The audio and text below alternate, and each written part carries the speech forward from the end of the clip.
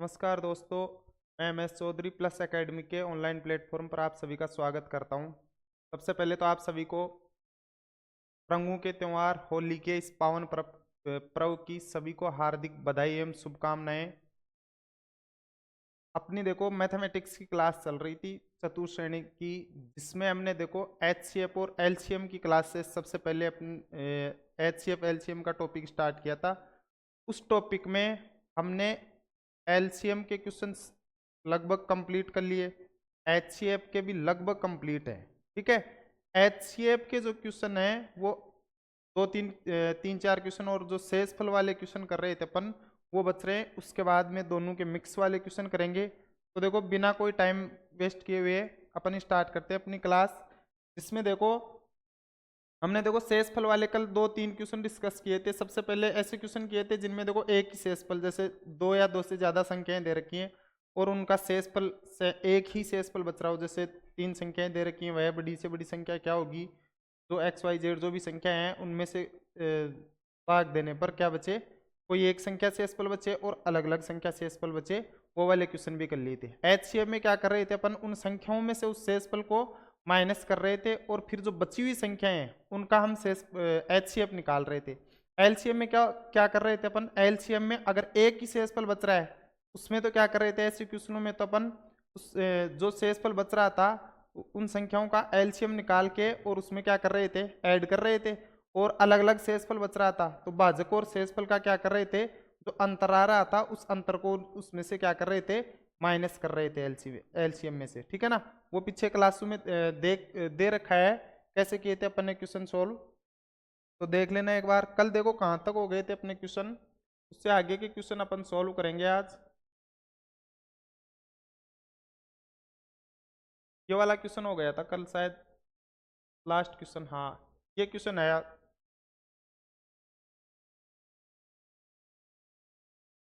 इसमें देखना सबसे पहले क्वेश्चन दे रखा है अपना, देखो वह बड़ी से बड़ी संख्या। अब आपको मैंने बताया था कि बड़ी से बड़ी नाम आ जाए तो सबसे पहले क्या ज्ञात करना है, हमें एचसीएफ ज्ञात करना है। वह बड़ी से बड़ी संख्या कौन सी है जिससे 964, 1238, 1400 को विभक्त करने पर, यानी इनको भाग देने पर क्या शेषफल बचे, 41, 31 और 51 शेषफल बचे। ठीक है ना, तो कल बताया था मैंने अलग अलग शेषफल बच रहा है। एलसीएम में तो अगर ऐसे ही क्वेश्चनों में देखो अपन क्या कर रहे थे, अलग अलग शेषफल बच रहा था ना, उस भाजक और शेषफल का अंतर निकाल रहे थे और भाजक और शेषफल का जो अंतर है वो क्या आ रहा था, समान आ रहा था। तो फिर उन संख्याओं का एलसीएम निकाल के अपन उस अंतर को क्या कर रहे थे, उस एलसीएम में से माइनस कर रहे थे। यहाँ देखो अगर एक शेषफल है तो भी अपन उन संख्याओं में से माइनस करेंगे, अलग अलग शेषफल है तो भी उन संख्याओं में से पहले उन संख्याओं में से शेषफल को माइनस कर देंगे और माइनस करने के बाद में जो संख्याएं बचेंगी उन संख्याओं का निकालेंगे अपन एचसीएफ और वही संख्या हो जाएगी वो। ठीक है ना, तो सबसे पहले देखो वह संख्या होगी,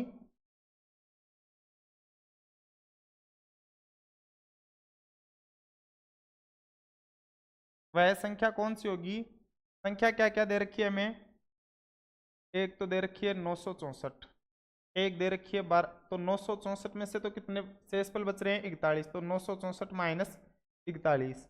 फिर देखो दूसरी संख्या है हमारे पास 1238, तो 1238 में भाग देने पर कितने शेषफल बच रहे हैं, 31, तो 1238 में माइनस कर देंगे 31। ठीक है, तीसरी संख्या दे रखी है हमें कितनी, 1400, 1400, 1400 में भाग देने पर क्या शेषफल बच रहा है, 51, तो 1400 माइनस 51। ठीक है, ये शेषफल बच रहा है तो वो संख्या होगी ये।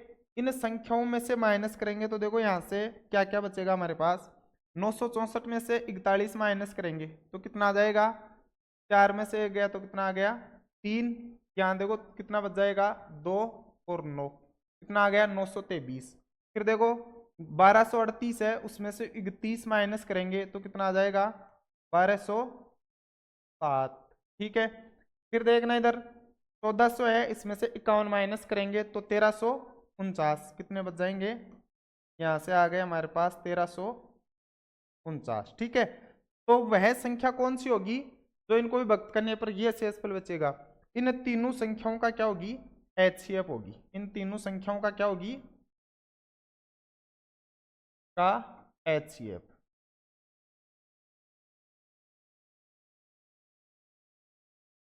अब जो शेष फल है ना, इनको घटाने के बाद में यानी 923, 1207 और 1349, इन तीनों संख्याओं का HCF होगी वो संख्या। इन तीनों का HCF निकालो। बताया था मैंने कल आपको HCF कैसे निकालेंगे अपन। देखो संख्याएं हैं 923, दूसरी संख्या है 1207 और तीसरी संख्या है 1349। सबसे पहले हमें क्या देखना है, सबसे कम अंतर वाली संख्या देखनी है। यानी ऐसी संख्या, दो संख्याएं, तीन संख्याएं दे रखी है ना, तो तीनों संख्याओं में दो ऐसी संख्याएं देखो जो पास पास हो, एकदम नजदीक हो, यानी जिन दोनों संख्याओं का डिफरेंस है, अंतर है, वो क्या हो, सबसे कम होना चाहिए। ठीक है ना। तो यहां से देखो 923 और 1207, 9 और 3 12, 300 के लगभग अंतर है, 300 से थोड़ा कम। ठीक है। फिर देखो 1207 और 1349, 1200 और 1300 नजदीक ही है ये, और नजदीक है तो देखो इनका अंतर कम होगा इससे। इनका अंतर करेंगे अपन, इन दोनों का अंतर किया हमने तो कितना आ जाएगा, देखो 1349 में से 1207, तो 1200 और 100 तो कितने हो गए, 1300 हो गए। 49 में से 7 माइनस करेंगे तो कितने हो जाएंगे, 42। तो मेरे हिसाब से 142 बचेगा इनमें से, यानी 1349 में से 1207 अपन माइनस करेंगे तो कितना बच जाएगा, 142 आ जाएगा। ये 142 क्या है, इन दोनों संख्याओं का अंतर है। अब देखो मैंने बताया था सबसे छोटा अंतर है, ये जो अंतर करेंगे ना इन दोनों संख्याओं का तो ये बड़ा आएगा। तो मैंने ये बताया था कि सबसे छोटे से छोटा अंतर है, सबसे पहले इस छोटे अंतर का भाग देकर देखेंगे। ठीक है ना। 142 का भाग देंगे, अगर इन तीनों संख्याओं में भाग जाता है तो ये 142 इन तीनों संख्याओं का HCF होगा। अगर 142 का भाग नहीं जा रहा है तो क्या होगा, फिर इस 142 के अपन क्या कर लेंगे, फैक्टर कर लेंगे। और फैक्टर करने के बाद में देखो सबसे पहले 142, फिर इसके बाद में जस्ट इससे पहले वाला, छोटे से नहीं चेक करेंगे, जस्ट इससे पहले वाला, जैसे भी अपन इसके फैक्टर करेंगे ना, 71 हो गया। जैसे दूसरा फैक्टर, इसका दूसरा फैक्टर कितना होगा इसका, जैसे इसके अपन फैक्टर करें तो फैक्टर करेंगे तो देखो इसको एक तो लिख सकते हैं क्या, 2 गुणा 71, क्या लिख सकते हैं, 2 गुणा 71 लिख सकते हैं। ठीक है। फिर देखो 71 एक अभाज्य संख्या है, तो 71 अभाज्य संख्या है तो या तो 71 होगा या कितना होगा, 2 होगा, वो बाद की बात है, अपन देखेंगे। सबसे पहले देखो 142 का चेक करते हैं अपन। 142 का, अब कल मैंने आपको बताया था, यहाँ आपको थोड़ा सा दिमाग यूज करना है, थोड़ी सी आपको अगर बेसिक नॉलेज है तो आप इसको देखते ही कैंसिल कर दोगे। 142 तो नहीं होगा, कल बताया था, कल भी ऐसा क्वेश्चन किया था। 142 HCF इसलिए नहीं होगा क्योंकि इस HCF का इन तीनों संख्याओं में पूरा पूरा भाग जाना चाहिए, और तीनों संख्याओं में पूरा पूरा भाग जाना चाहिए। इसलिए देखो इस HCF का इकाईकांक देखो कितना है, 2 है। इकाईकांक क्या है, 2। यानी यदि किसी संख्या का इकाईकांक समंक है ना, तो उसको किसी भी संख्या से गुणा करेंगे, किसी भी संख्या से गुणा करेंगे तो उस संख्या का इकाई अंक भी क्या होगा, समंकी होगा। कल भी मैंने बताया था। तो अगर हम 142 का इसमें भाग देंगे, 142 का भाग देंगे तो देखो 142 का कोई ना कोई गुणज होगा, और 142 का कोई ना कोई गुणज होगा, वो कोई ना कोई गुणज है, उसका भी इकाईकांक कितना होगा, सम होगा। लेकिन यहाँ देखो ना तो 923 में इकाईकांक सम है, ना ही 1207 में इकाईकांक सम है, ना ही 1349 में इकाईकांक सम है। तो इस 142 का तीनों संख्याओं में भाग नहीं जाएगा, तीनों में भाग नहीं जाएगा। अब देखो 142 कैंसिल हो गया, 142 के साथ साथ देखना इधर, ये जो आपका 2 है ये भी कैंसिल हो गया। 2 कैसे कैंसिल हो गया, 2 भी कैसी संख्या है, सम संख्या है। यहाँ देखो 2 सम संख्या है, यहाँ भी इकाईकांक 2 है, वो सम संख्या है, सम अंक है। ये दोनों तो कैंसिल हो गए। अब क्या बच गया, 71, और 71 के और फैक्टर हो रहे हैं क्या, 71 के, 71 के और फैक्टर नहीं होंगे, क्योंकि 71 खुद ही क्या है, एक अभाज्य संख्या है। इन संख्याओं का HCF है वो कितना हो जाएगा,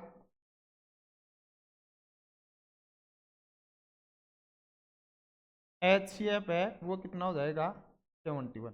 देखो एकदम जीरो कैलकुलेशन किया है हमने, बिल्कुल भी कैलकुलेशन नहीं किया, भाग देकर भी देखने की जरूरत नहीं पड़ी, और क्या आ गया, HCF ज्ञात कर लिया हमने। लेकिन थोड़ी सी बेसिक नॉलेज हमें होनी चाहिए, ये पता होना चाहिए, नहीं तो आप देखो 142 का भाग देकर देखोगे, पहले इसमें दोगे, इसमें दोगे, नहीं जाएगा, फिर 142 के फैक्टर करोगे, फिर 71 का देकर देखोगे। हाँ ये जरूर ध्यान रखना है आपको, अगर 142 का भाग नहीं जा रहा तो फिर इससे जस्ट छोटा, इससे जस्ट छोटा फैक्टर है उसका भाग देकर देखेंगे, ना कि 2 का। जैसे 71 और 2 इसके फैक्टर हो रहे हैं ना, तो पहले 71 का भाग देकर देखेंगे, ना कि 2 का, ठीक है ना। तो बड़े से चलेंगे अपन, सबसे बड़े फैक्टर का भाग देंगे, फिर उससे छोटा, फिर उससे छोटा, फिर उससे छोटा और फिर सबसे छोटा। तो समझ में आ गया होगा, ठीक है ना। अब देखो नेक्स्ट क्वेश्चन करते हैं अपन। तो यानी वह बड़ी से बड़ी संख्या कौन सी होगी, 71 होगी, जो क्या करेगी, इस 71 का 964, 1238 और 1400 में भाग देने पर क्रम से शेषफल क्या बचेंगे, 964 में भाग देने पर 41 बचेंगे, 1238 में देने पर 31 और 1400 में भाग देने पर कितना बचेगा, 51 बचेगा, ठीक है ना। तो ये शेषफल बचेंगे। नेक्स्ट क्वेश्चन है देखो अन्य प्रश्न। अब शेषफल वाले क्वेश्चन हो गए। अब अन्य जो एग्जाम में विभिन्न प्रकार की परीक्षाओं में आए हुए क्वेश्चन है, किस प्रकार के क्वेश्चन आते हैं वो अपन सोल्व करते हैं। दो संख्याओं का अनुपात, ये क्वेश्चन देखो लेस से मैसे के मिक्स क्वेश्चन करने के बाद में करना चाहिए था, लेकिन पहले टाइप हो गया, कोई ना अपन देख लेते हैं। अभी आपको लेस से मैसे दोनों पढ़ लिया आपने, तो अब कर सकते हो आराम से, ठीक है ना। मिक्स वाले भी मैं अभी जस्ट पढ़ेंगे अपन ये क्वेश्चन सोल्व करते ही, लेकिन लेस और मैसे दोनों पढ़ लिए हमने, HCF और LCM। देखो दो संख्याओं का अनुपात दे रखा है 3:4, कितना दे रखा है, 3:4 दे रखा है। तो देखो संख्याएं क्या हो जाएंगी, एक संख्या को मान लिया मैंने 3x, एक को क्या मान लिया 3x, और दूसरी संख्या है उसको मान लिया मैंने 4x, ठीक है। एक तो 3x हो गई और दूसरी होगी 4x। यदि उनका मैसे 15 है, उन संख्याओं का मैसे क्या है 15, तो उन संख्याओं का लैसे ज्ञात कीजिए। मैसे 15 दे रखा है और हमें ज्ञात क्या करना है, लैसे ज्ञात करना है। तो देखो मैसे है वो क्या होता है, इधर देखना, आपको एक चीज और बता रहा हूं। अगर ये जो अनुपात है ना, अनुपात हमेशा क्या होता है, सहअभाज्य होता है। अनुपात है वो हमेशा ही क्या होता है, सहअभाज्य होता है, क्योंकि अनुपात का मतलब होता है भाग। इस 3:4 को क्या लिख सकते हैं अपन, 3/4 भी लिख सकते हैं, 3/4 लिख सकते हैं, क्या 3/4 ही होता है। और 3/4 है ना, ये कोई भी भिन्न लिखते हैं ना अपन, जैसे देखना इधर हम लिख रहे हैं 6/12, तो ये जो 6/12 लिख रहे हैं ना, ये गलत है, ठीक है ना। ये भिन्न है वो सिंपल साधारण भिन्न नहीं है, मतलब का जो सरलतम रूप है ना वो नहीं है। 6/12 का कोई भी भिन्न है वो कब सही होती है, जब उसका क्या लिखे अपन, सरलतम रूप, ठीक है ना। इस 6/12 को अपन 6:12 नहीं लिख सकते, क्योंकि अनुपात और भिन्न का मतलब होता है कि उसका क्या कौन सा रूप होना चाहिए, सरलतम रूप होना चाहिए।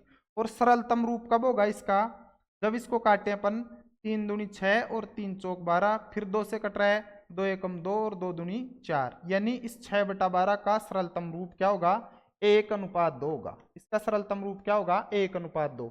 और जो सरलतम रूप होता है बिन्नु का, वो दोनों संख्याएं कैसी होती हैं, सहअभाज्य होती हैं। और सहअभाज्य का मतलब होता है कि उन दोनों संख्याओं का जो उभयनिष्ठ गुणनखंड है वो एक के अलावा कुछ भी नहीं होता है। यानी दोनों का अगर आपको HCF पूछे ना उन दोनों संख्याओं का, उन दोनों संख्याओं का HCF क्या होगा, 1 होगा। यानी ऐसा कोई भी कॉमन गुणनखंड नहीं होगा उनमें। तो देखो 3 और 4 में आपको कोई कॉमन गुणनखंड नहीं दिख रहा। 3 और 4 कैसी संख्याएं हैं, सहभाज्य संख्याएं हैं। इधर देखना HCF का मतलब क्या होता है, अब आपको थोड़ा सा बेसिक पढ़ाया आपने तो पता चल गया होगा। HCF क्या देखते हैं अपन, उन दोनों संख्याओं में, जैसे आपको मैंने बताया, आप बताना मुझे, देखे 6 और 8 है, इनका एलसीएम कितना होगा, 6 और 8 का एलसीएम कितना होगा। तो 6 और 8 का एलसीएम अगर अपन डायरेक्ट करें तो 6 और 8 का अंतर कितना है, दो ही संख्याएं तो है ना, ये तो 6 और 8 का अंतर कितना है, 2 का अंतर है। तो 2 का अंतर है, तो देखो 2 से छोटी कोई संख्या होती नहीं, 2 से छोटी संख्या नहीं होती, तो इनका HCF कितना होगा, HCF है वो हो जाएगा कितना, 2 हो जाएगा। अब इस HCF का मतलब है कि ये 2 है ना, इसके इसका भी एक फैक्टर है, और ये 2 किसका है, 8 का भी एक। 6 और 8 दोनों का क्या है, कॉमन फैक्टर है, उभयनिष्ठ गुणनखंड है, जो हमने इसकी जो डेफिनेशन पढ़ी थी उसमें स्टार्टिंग में देख लिया था। तो देखो इस 6 को तो लिख सकते हैं अपन क्या, 2 गुणा 3 लिख सकते हैं क्या, 6 को लिख सकते हैं अपन 2 गुणा 3, ठीक है। फिर देखना इधर मैं आपसे पूछूं 8 है, 8 को क्या लिख सकते हैं अपन, 2 गुणा 2 गुणा 2 लिख सकते हैं क्या। अब मुझे आप ये बताइए कि ये जो 2 है इसमें भी है और इसमें भी है, दोनों में है ना 2, इसके अलावा जो संख्याएं बच गई वो क्या बच गई, 3 और 4 बच गई, यानी 3:4 बच गया। अब यहां देखो अपने क्वेश्चन पर आ जाओ, क्वेश्चन में यहां से देखना, अगर ये संख्याएं हैं वो 3x और 4x हैं, तो यहां से देखना ये x इसमें भी कॉमन है क्या, और इसमें भी कॉमन है, इसमें भी क्या है कॉमन। और देखो कॉमन क्या होता है, जो कॉमन होता है वो क्या होता है, HCF होता है। जो कॉमन होता है दोनों संख्याओं में वो क्या होता है, HCF ही होता है। हमने कॉमन ही लिया है और इनका HCF हमें दे रखा है, कितना दे रखा है, में से 15 दे रखा है। तो ये जो x का मान है ना वो 15 है, x का मान क्या है, 15 ही है, क्योंकि ये जो सहभाज्य संख्या है इनको इनके में से गुणा कर देंगे ना तो वो संख्याएं आ जाएंगी हमारे पास। तो यहां से देखो संख्याएं क्या हो जाएंगी, में से है वो दे रखा है हमें कितना, 15 दे रखा है। तो ये किसके बराबर है, इस x के बराबर है, क्योंकि अगर आपको इस 3x और 4x का में से पूछे, 3x और 4x का में से पूछे तो दोनों में उभयनिष्ठ या कॉमन क्या है, x ही है। और में से क्या होता है, जो उभयनिष्ठ होता है कॉमन होता है वही में से होता है। तो x हो गया किसके बराबर, 15 के बराबर। अब अपन संख्याएं ज्ञात कर सकते हैं। संख्याएं क्या हो जाएंगी हमारी, संख्याएं हो जाएंगी देखो, एक तो 3 गुणा 15, 3 गुणा 15, तो कितनी होगी ये, 3 गुणा 15, 15 × 3 = 45। एक संख्या तो 45 हो गई। दूसरी संख्या है वो क्या हो जाएगी अपनी, 3 गुणा, सॉरी 4 गुणा 15, 4x है ना, तो 4 गुणा 15 हो जाएगी दूसरी संख्या। दूसरी संख्या होगी 4 गुणा 15, तो 4 गुणा 15 कितनी होगी, 60। यानी दोनों संख्याएं आ गई हमारे पास, एक संख्या आ गई 45 और दूसरी संख्या आ गई 60। अब देखो आपको HCF और LCM दोनों निकालना बता दिया। में से में दे रखा है, संख्याएं भी दे रखी हैं। अब हमें क्या निकालना है, इनका लेस निकालना है। क्या निकालना है, लेस निकालना है। तो लेस आप आराम से निकाल सकते हो अपन। देखो यहां से आपको अगर ये पूछे 45 और 60 का, तो दो तरीके से निकाल सकते हो लेस से। दो तरीके से कैसे, एक तो हमारी सीधी सी भाग विधि, कौन सी विधि, भाग विधि। भाग विधि में देखो 45 है और दूसरी है 60, फैक्टर से निकाल सकते हैं अपन। 45 में देखो सबसे पहले 2 का भाग भी नहीं जाएगा, 3 का भाग जाएगा। तो 3 का भाग दिया हमने कितना, 3 एकम 3, 1 बच गया, 3 पंजे 15, 15 बार। फिर देखो 3 दूनी 6। अब देखो 3 का भाग तो जाएगा नहीं, फिर 3 का नहीं जाएगा तो 4 का अपन ट्राई करेंगे नहीं, क्योंकि 2 का नहीं जा रहा तो 4 का भी नहीं जाएगा। 5 का भाग देंगे, देखो इकाई का अंक 5 और यहाँ वहाँ 0, तो 5 का जाएगा। कितनी बार जाएगा, 5 × 15 और 5 × 20। ठीक है, 3 और 4 आ गया हमारे पास। अब 3 और 4 हैं, इनमें कोई ऐसी संख्या है क्या, यानी कोई भी ऐसी संख्या जो इस 3 को भी डिवाइड करे और 4 को भी डिवाइड करे, 3 और 4 दोनों को डिवाइड करे, ऐसी कोई संख्या नहीं है। और नहीं है तो मैंने बताया था LCM में आपको इनको क्या करना होता है, आपस में गुणा कर देते हैं, तो वो इनका क्या होता है, LCM होता है। तो 4 × 12, 12 पंजे 60 और 60 × 180। तो इनका अगर आपको LCM पूछे तो कितना हो जाएगा, 180 हो जाएगा। LCM कितना होगा, 180। दूसरी चीज देखो, दूसरा तरीका है इसका, वो क्या करेंगे अपन, आप अभी जो अपन क्वेश्चन करेंगे ना, जैसे ये क्वेश्चन अपने खत्म होंगे उसके बाद में एक रिलेशन पढ़ेंगे अपन।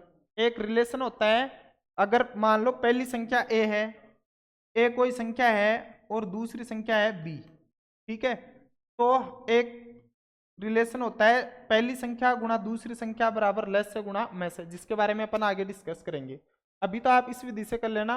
अब इसकी दूसरी विधि है फैक्टर विधि, उससे भी आप अगर करना चाहो उससे कर लो। देखो इधर 45 और 60 है, 45 के फैक्टर करेंगे अपन, कितने हो जाएंगे, 15 गुणा 3। ठीक है, अब इस 15 में देखो 3 आ रहा है ना फिर से, तो 15 गुणा 3 न कर क्या करेंगे अपन, 9 गुणा 5 कर लेंगे। 9 गुणा 5, यानी किसी भी एक संख्या में कॉमन फैक्टर नहीं होना चाहिए। यहाँ दोनों में, यानी दोनों फैक्टर करें ना, वहां कोई भी कॉमन संख्या नहीं होनी चाहिए। तो इसके 9 गुणा 5 हो गए, इसके कितने हो जाएंगे, देखो 20 × 60 होते हैं क्या, 20 और कितने हो गए, 3। ठीक है, फिर देखना इधर 20 और 3 में इसमें कोई संख्या कॉमन है क्या, देखना इधर नहीं है ना, तो 20 और 3 हो गए। इधर देखना, अब मैंने आपको बताया था एलसीएम में क्या देखते हैं अपन, अगर भाग जा रहा है तो सबसे बड़ा फैक्टर देखते हैं, भाग जा रहा है तो सबसे बड़ा। इधर देखो यहाँ तो है 9 और यहाँ कितना है 3, तो इस 3 और 9 में एक दूसरे को डिवाइड कर रहे हैं ना, 9 में 3 का पूरा पूरा भाग जा रहा है। तो इन दोनों में से अगर इसका अपन एलसीएम निकालें तो 9 और 3 में से कौन सी संख्या लेंगे अपन, 9 ले लेंगे। ठीक है, फिर देखना इधर इस 5 का भाग जा रहा है कितने में, 20 में। 5 का भाग किस में जा रहा है, 20 में। देखो 5 एकम 5 और 5 चौक 20, इसमें 20 में 5 का भाग जा रहा है, तो इनमें भी कौन सी संख्या लेंगे, बड़ी संख्या लेंगे। तो 9 गुणा 20 तो कितना हो गया, देखो 20 गुणा 9 कितना हो जाएगा, 180। तो इनका जो एलसीएम है वो कितना हो जाएगा, 180 हो जाएगा। और यहाँ भी देखो 180 है एलसीएम। ठीक है ना, जो तरीका आपको अच्छा लगे उस तरीके से अपन एलसीएम निकाल लेंगे। अपना नेक्स्ट क्वेश्चन है, आप देखो इधर क्वेश्चन पढ़ो एक बार। क्वेश्चन दे रखा है, किसी दूध वाले की एक टंकी में 75 लीटर तथा दूसरी टंकी में 45 लीटर दूध है। एक टंकी, 2 टंकियां हैं दूध वाले के पास। एक 75 लीटर की टंकी है और दूसरी टंकी है वो कितने लीटर की है, 45 लीटर की। अब उस बड़े से बड़े बर्तन की माप क्या होगी जो दोनों टंकियों के दूध को पूरा पूरा माप दे। यानी ए टंकी है वो है 75 लीटर की, टैंक ए है, मान लेते अपन उसकी क्षमता है वो है 75 लीटर। ठीक है, और टैंक बी है, उसकी क्षमता दे रखी है हमें कितनी, 45 लीटर। अब ये पूछ रहा है कि बड़े से बड़े बर्तन की, यानी ऐसा बड़े से बड़ा बर्तन बताना है हमें, उस बर्तन से इस 75 लीटर वाले दूध को भी पूरा पूरा माप दे और 45 लीटर वाले दूध को भी क्या कर दे, पूरा पूरा माप दे। तो पूरा पूरा माप दे, इसका मतलब क्या हुआ कि इस 75 में भी उस संख्या का पूरा पूरा भाग जाना चाहिए और 45 में भी पूरा पूरा भाग जाना चाहिए, तभी तो मापेगा ना। तो अपन हमें ये तो पता चल गया होगा अब कि इस 75 लीटर को पूरा पूरा मापेगा और इस 45 लीटर को पूरा पूरा मापेगा। यानी दोनों संख्याओं में अगर पूरा पूरा भाग जाएगा तो क्या होगा, इनका एचसीएफ होगा, क्योंकि एचसीएफ होता है उन संख्याओं में पूरा पूरा भाग जाता है और एलसीएम स्वयं है उन संख्याओं से पूरा पूरा विभाजित होता है। एलसीएम तो खुद उन दी गई संख्याओं से पूर्णतः विभाजित होता है, एलसीएम है वो उन संख्याओं को पूरा पूरा विभाजित करता है। तो हमें देखो इस 75 और 45 लीटर का क्या ज्ञात करना है, एचसीएफ ज्ञात करना है। तो क्या करेंगे, अतः उस बड़े से बड़े बर्तन की माप,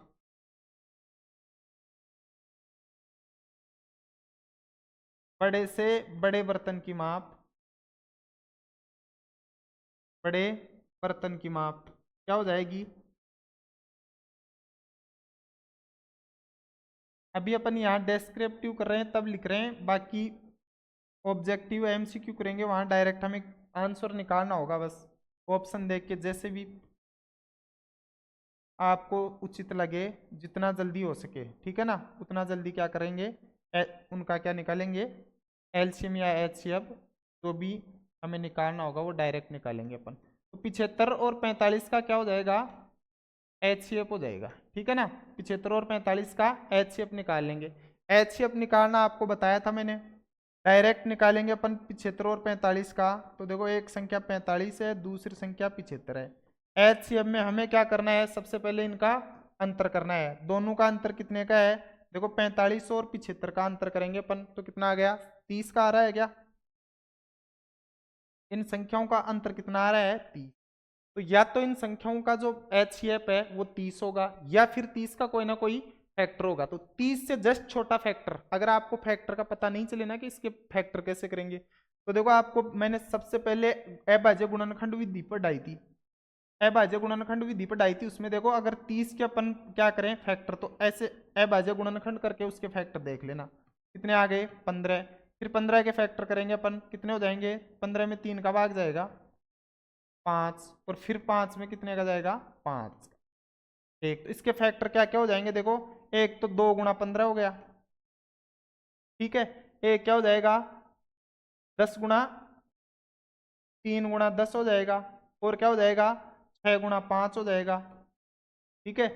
और क्या होगा, यानी ये फैक्टर होंगे। तो इनमें सबसे पहले हमें क्या करना है, सबसे बड़े वाला फैक्टर, देखो इनमें सबसे बड़ा कितना है, 15 है, उसको ट्राई करेंगे। फिर 15 का नहीं जा रहा है, फिर 10 को ट्राई करेंगे। 10 का नहीं जा रहा है, फिर 6 को ट्राई करेंगे। 6 का नहीं जा रहा, फिर 5 को ट्राई करेंगे। 5 का नहीं जा रहा, फिर 3 को करेंगे, और फिर कितने को करेंगे, 2 को करेंगे, ठीक है ना। इस प्रकार से सीक्वेंस से हमें पहले सबसे बड़े फैक्टर को ट्राई करना है, फिर उसके बाद में उससे छोटा, फिर उससे छोटा, फिर उससे छोटा, ठीक है ना। तो पहले अपन इस 30 के, आपने देखो इस 30 के फैक्टर किए, कितने किए, पहला फैक्टर किया 2 गुणा 15। अगर अपना काम हो जाता है तो ठीक है, उसके बाद में करेंगे अपन, सारे फैक्टर करने की जरूरत है नहीं, लगभग पहले या दूसरा फैक्टर हो जाता है। ज्यादातर क्वेश्चन में तो जो अंतर करेंगे ना वही उसका आंसर हो जाएगा। देखो 15 गुणा 2 लिख सकते हैं इस 30 को, और 15 गुणा 2 लिख सकते हैं 15 से डिवाइड करके। देखो 30 से तो नहीं हो रहे ना डिवाइड दोनों ही, 15 से डिवाइड करेंगे। देखो 45 में भाग जा रहा है क्या, 15 3 45, इसमें जा रहा है क्या 15 5 75, तो दोनों को डिवाइड कर रहा है 15। इन दोनों का HCF है वो कितना हो जाएगा, इनका जो HCF है वो कितना होगा,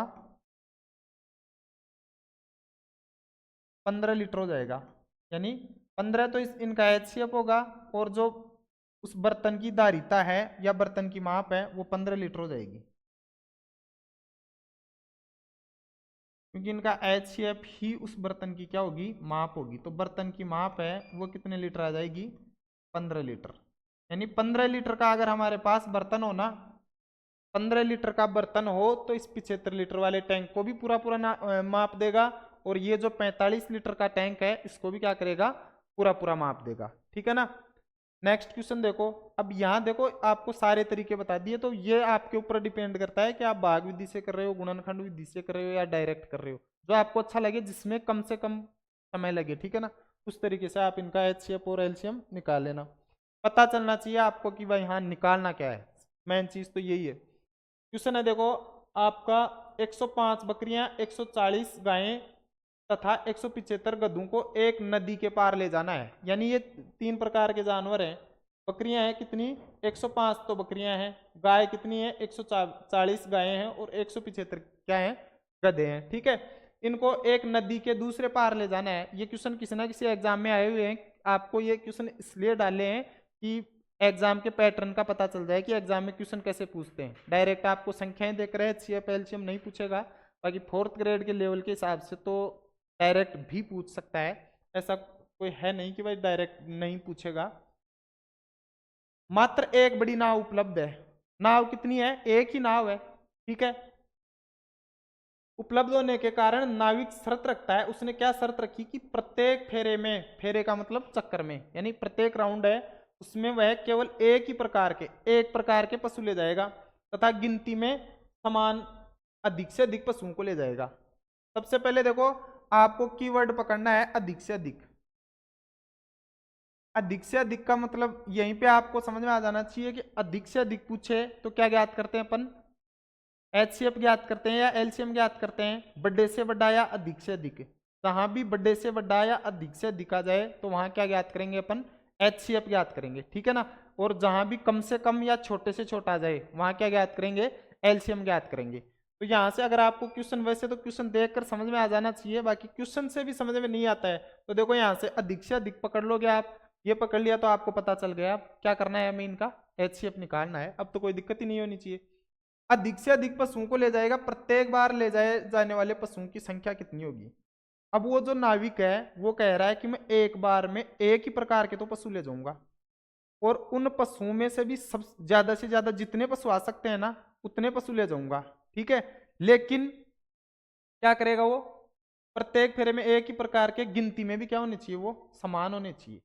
जितने पशु हर फेरे में समान गिनती में, जो जैसे पहले चक्कर में 10 पशु लेके गया, मैं 10 क्या लेके गया, वो एक बार जैसे 10 बकरियां ले गया ना, फिर दूसरे चक्कर में भी 10 ही ले जाएगा, तीसरे में, यानी प्रत्येक चक्कर में 10 बकरियां ले जाएगा।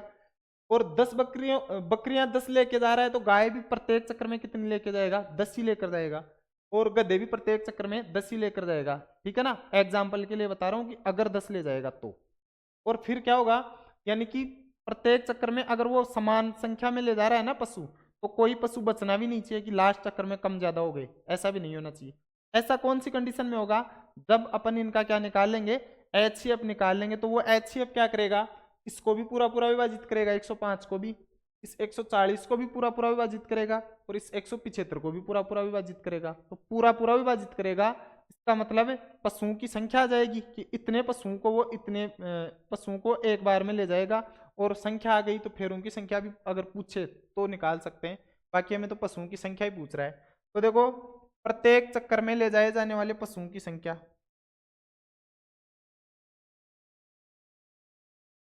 प्रत्येक चक्कर में, प्रत्येक फेरे में ले जाए जाने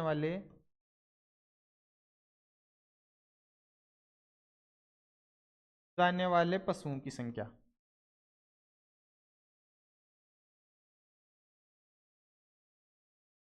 ले जाए जाने वाले पशुओं की संख्या। तो उनकी संख्या क्या हो जाएगी, जो भी संख्याएं दे रखी है हमें उन संख्याओं का क्या होगा, HCF। तो क्या होगा 105, फिर कितना दे रखा है 140 और 175, 140 व 175 का HCF। अब HCF तो आप निकाल सकते हो, ये तो आता है आपको HCF निकालना, तो निकालो इसका HCF देखे फटाफट।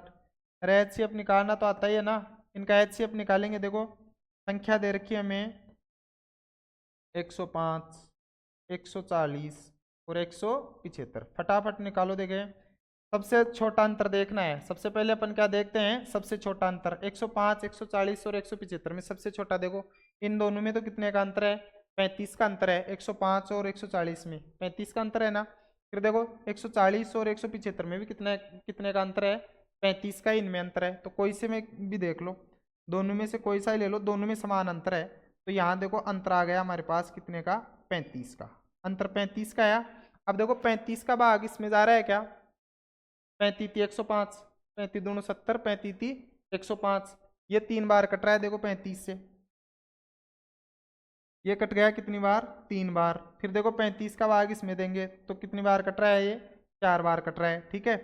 और 35 का भाग इसमें देंगे तो ये कितनी बार कट रहा है, 5 बार कट रहा है। तो 35 का पूरा पूरा भाग जा रहा है ना तीनों संख्याओं में। मैंने बताया आपको मैक्सिमम 99% तो जो इनका अंतर आएगा ना वो अंतर ही HCF हो जाएगा। आपको 1% ऐसी कंडीशन होगी जहां इस अंतर के भी क्या करने पड़ेंगे, फैक्टर करने पड़ेंगे, ठीक है ना। बाकी आपको फैक्टर की जरूरत ही नहीं है। तो देखो हमने सबसे पहले क्या किया, संख्या थी 105, 140 और 175। इन तीनों संख्याओं में से सबसे छोटा अंतर देखा। दोनों में देखो यहाँ भी जो अंतर यहाँ है वही यहाँ है, तो कोई सी भी दो संख्याओं का अंतर देखेंगे अपन। 105 और 140 का अंतर आ गया कितना, 35। अब इस अंतर को इन संख्याओं से डिवाइड करेंगे, अंतर का भाग देंगे इन संख्याओं में। अंतर का भाग दिया हमने, 35 का भाग 105 में पूरा पूरा जा रहा है 3 बार, 140 में पूरा पूरा जा रहा है 4 बार, 35 का भाग 175 में जा रहा है कितनी बार, 5 बार। यानी ये 35 इन तीनों संख्याओं को डिवाइड कर रहा है, तीनों संख्याओं को डिवाइड कर रहा है। तो इन तीनों संख्याओं का HCF क्या होगा, 35 हो जाएगा। इनका HCF है वो कितना होगा,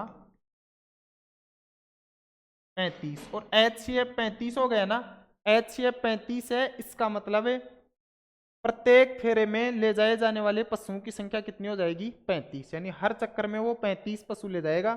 3 चक्रों में तो किन को ले जाएगा, वो बकरियों को ले जाएगा। 4 चक्रों में वो गायों को, और 5 चक्रों में किन को ले जाएगा, गधों को ले जाएगा, ठीक है ना। इस प्रकार से वो सभी प्रकार के पशुओं को नदी से पार ले जाएगा। तो यहाँ लिखने की जरूरत थोड़ी है कि प्रत्येक चक्कर में पशुओं की संख्या, क्योंकि हमने यहाँ लिख दिया था पहले ये HCF। नेक्स्ट क्वेश्चन है देखो, एक संगोष्ठी में हिंदी, अंग्रेजी और गणित में भाग लेने वाले प्रतिभागियों की संख्या 60, 84 तथा 108 है। कोई संगोष्ठी है इसमें देखो हिंदी, अंग्रेजी और गणित, इनकी जो प्रतियोगिता चल रही है, जिसमें देखो हिंदी में कितने प्रतिभागियों ने भाग लिया, 60 प्रतिभागियों ने, और अंग्रेजी में कितने प्रतिभागी थे, 84, और गणित में कितने प्रतिभागी थे, 108, ठीक है। यदि प्रत्येक कमरे में बराबर संख्या में, हर कमरे में बराबर संख्या में स्टूडेंट बैठाने हैं हमें, संख्या में एक ही विषय के स्टूडेंटों की संख्या समान होनी चाहिए, स्टूडेंटों का जो विषय है वो भी समान होना चाहिए, सब्जेक्ट भी। एक विषय के प्रतिभागी बैठाए जाते हैं तो आवश्यक कमरों की न्यूनतम संख्या, कमरों की न्यूनतम संख्या पूछ रहा है। अब यहाँ आप कंफ्यूज मत हो जाना। कंफ्यूज क्यों, आपको बताया हुआ है कि कम से कम बड़े से बड़ा, या कम से कम या छोटे से छोटा। कम से कम या छोटे से छोटा पूछे तो क्या ज्ञात करते हैं, LCM ज्ञात करते हैं अपन, ठीक है। और बड़े से बड़ा पूछे तो क्या ज्ञात करते हैं, अधिक से अधिक या बड़े से बड़े तो ज्ञात करते हैं अपन HCF। अब यहाँ ये पूछ रहा है कमरों की न्यूनतम संख्या पूछ रहा है, तो कमरों की न्यूनतम संख्या पूछ रहा है तो ये न्यूनतम संख्या अगर हमें ये पूछता ना स्टूडेंटों की, तब अपन HCF निकालते। ये किसकी पूछ रहा है? कमरों की संख्या पूछ रहा है। तो एक ये आवश्यक कमरों की संख्या, तो पहले तो अपन वो संख्या निकालेंगे कि प्रत्येक कमरे में हर सब्जेक्ट के कितने स्टूडेंट बैठेंगे। प्रत्येक कमरे में बैठने वाले प्रतिभागियों की संख्या है ना, मैक्सिमम, अधिक से अधिक, यानी ज्यादा से ज्यादा एक कमरे में कितने स्टूडेंट बैठा सकते हैं। शर्त क्या दे रखी है हमें?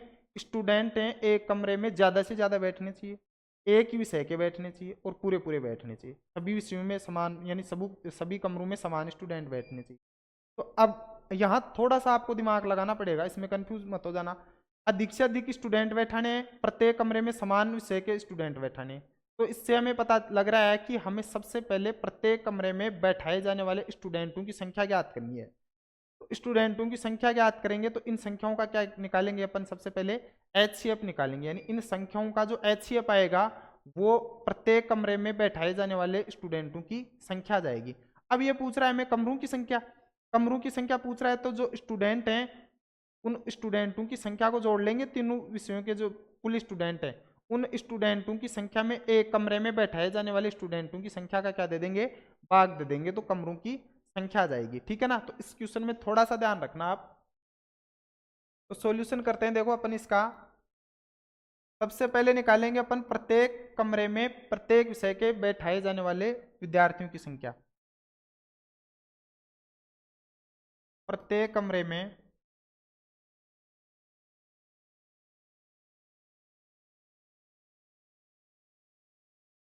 एक विषय के, भाई विषय सबका समान होगा, कोई सा भी एक विषय ले लो, बैठाए जाने वाले विद्यार्थियों की संख्या, बैठाए जाने वाले विद्यार्थियों की संख्या। पहले हमें प्रत्येक कमरे में बैठाए जाने वाले विद्यार्थियों की संख्या ज्ञात करनी पड़ेगी, फिर उसके बाद में अपन कमरों की संख्या ज्ञात करेंगे। ठीक है ना? की संख्या, तो ये संख्या क्या हो जाएगी? हर विषय, जो तीनों विषय में स्टूडेंटों की संख्या है उसका निकालेंगे अपन HCF। तो विद्यार्थियों की संख्या कितनी दे रखी है हमें? 60, 84 और कितने दे रखे हैं? 108। 60, 84 और 108 का HCF। इनका HCF निकालेंगे, वो प्रत्येक कमरे में बैठाए जाने वाले विद्यार्थियों की संख्या आ जाएगी। निकालो HCF। HCF के लिए मैंने आपको बताया था, क्या बताया था? सबसे पहले सबसे कम अंतर, कम जिन संख्याओं का सबसे कम अंतर है उनका अंतर ज्ञात करेंगे अपन। तो यहाँ से देखो सबसे कम अंतर कौन सी संख्याओं का है? 60 और 84 का अंतर है 24 का। 84 और 108 का कितना है? 16 और 8, 8 24, दोनों का 24 24 का है। ठीक है ना? दोनों में कितने कितने का अंतर है? 24 24 का अंतर है। तो कोई सी का भी अंतर ले लेंगे अपन, उससे कोई फर्क नहीं पड़ने वाला। यहाँ से देखो इन दोनों का अंतर आया 24। ठीक है, 24 आ गया। अब आपको करना क्या होता है? इस अंतर को डिवाइड, जो अंतर आया ना इसका भाग देना होता है, इन संख्याओं में भाग देना होता है। तो 24 का भाग देंगे अपन 60 में। 24 का भाग जाता है क्या 60 में? मेरे हिसाब से तो नहीं जाएगा। 24 दूनी 48, 24 72, नहीं जा रहा है ना? तो ये 24 है, यहीं पे क्या हो गया? कैंसिल हो गया। 24 के अब क्या करेंगे अपन? फैक्टर करेंगे। सबसे बड़ा फैक्टर 24 का सबसे बड़ा फैक्टर 2 से भाग देने पर ही आएगा सबसे बड़ा फैक्टर। तो सबसे बड़ा फैक्टर हो जाएगा 12 गुणा 2, 12 गुणा 2। तो 20 नहीं हुआ, तो मैंने बताया था सबसे बड़ा फैक्टर चेक करेंगे, फिर 12 चेक करेंगे। 12 का भाग दो, 12 का भाग 60 में जा रहा है कितनी बार? 5 बार। 12 5 60। ठीक है, फिर देखो 12 का 84 में भी जा रहा है कितनी बार? 7 बार। 12 7 84। फिर देखो 12 का भाग इस 108 में भी जा रहा है, कितनी बार जा रहा है? 9 बार जा रहा है। 12 नाम 108। ठीक है ना? यानी ये जो 12 है ये इन तीनों संख्याओं को डिवाइड कर रहा है। तो तीनों संख्याओं को डिवाइड कर रहा है, तो इसका HCF है वो कितना हो जाएगा? 12 हो जाएगा। HCF कितना होगा इसका? अतः HCF है वो कितना होगा? 12। और 12 क्या है हमारे पास? प्रत्येक कमरे में प्रत्येक विषय के, यानी एक कमरे में एक विषय के कितने स्टूडेंट बैठाए जा सकते हैं? 12 स्टूडेंट बैठाए जा सकते हैं। अब एग्जाम में आपको ये नहीं करना कि आप भाग देकर देखोगे कि अब न्यूनतम कमरों की संख्या, हमें तो न्यूनतम कमरों की संख्या निकालनी है ना, तो न्यूनतम कमरों की संख्या, अब इन स्टूडेंटों की संख्या को जोड़ोगे और फिर उसमें 12 का भाग दोगे। यहाँ से देखो हमने 12 का भाग देकर चेक किया ना, यहाँ कितनी बार गया भाग, यहाँ देखो 5 बार भाग गया, तो ये कमरों की संख्या ही है।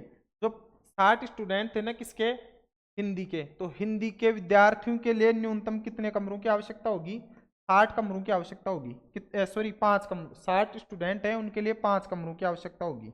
ये कमरों की संख्या यही है, हमने भाग दिया वो, ठीक है। फिर देखना दूसरे नंबर पर अंग्रेजी के विद्यार्थियों के लिए न्यूनतम कितने कमरों की आवश्यकता होगी, 7 कमरों की आवश्यकता होगी।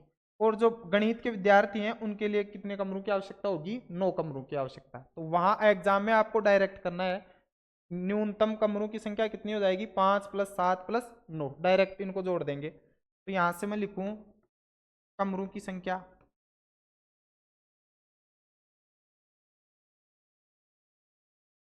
कमरों की संख्या तो कितनी हो जाएगी, 5 + 7 + 9।